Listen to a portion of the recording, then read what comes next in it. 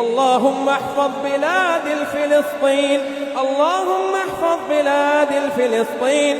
اللهم أنقذ مسجد الأقصى، اللهم أنقذ مسجد الأقصى، اللهم أنقذ مسجد الأقصى من اليهود والنصارى والغاصبين.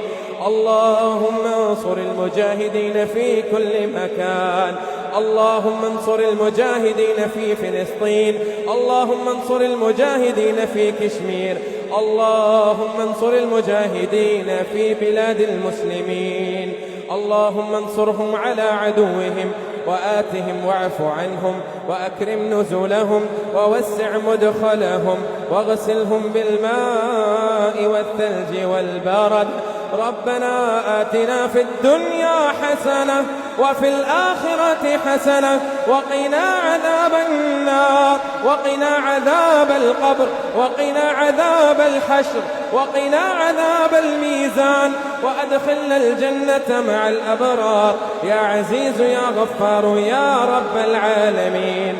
ربنا لا تؤاخذنا إن نسينا أو أخطأنا، ربنا ولا تحمل علينا إصرا كما حملته على الذين من قبلنا، ربنا ولا تحملنا ما لا طاقة لنا به، واعف عنا واعف عنا واعف عنا واغفر لنا وارحمنا أنت مولانا فانصرنا على القوم الكافرين.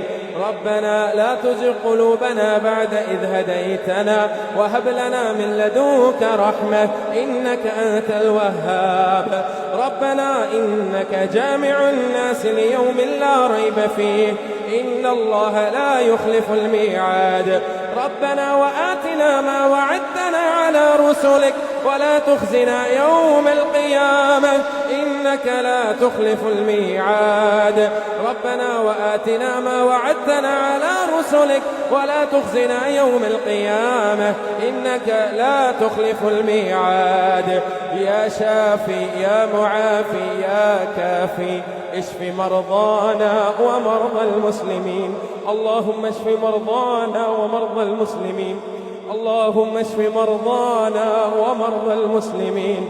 اللهم اغفر لجميع موتى المسلمين، اللهم اغفر لجميع موتى المسلمين، اللهم اغفر لآبائنا وأمهاتنا وإخواننا وأزواجنا.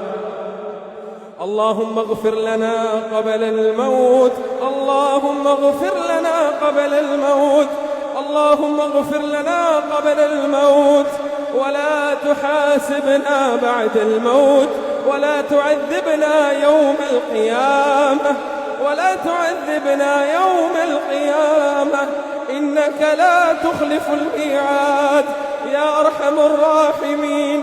تقبل دعاءنا وصيامنا وقيامنا، اللهم تقبل صيامنا وقيامنا ودعاءنا وقرأت قرآننا.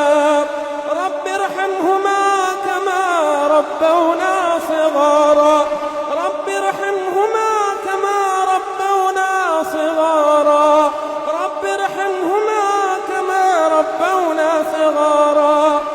ربنا لا تجعلنا فتنة للذين كفروا واغفر لنا ربنا إنك أنت الغفور الرحيم.